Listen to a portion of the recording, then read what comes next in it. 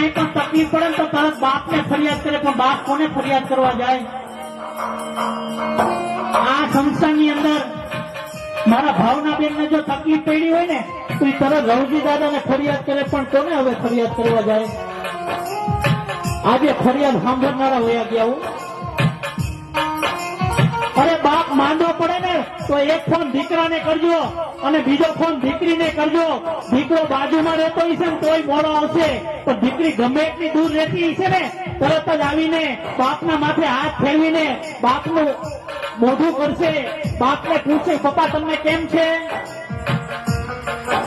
બાપને 50% દુઃખ એમને હાજુ થઈ જાય દીકરીનું મોઢું જોવે ને એટલે. આ બાપ દીકરીનો પ્રેમ છે મારા બાપ.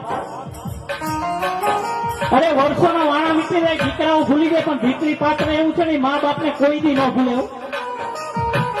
એના અંતરમાં તો કાયમી માટેના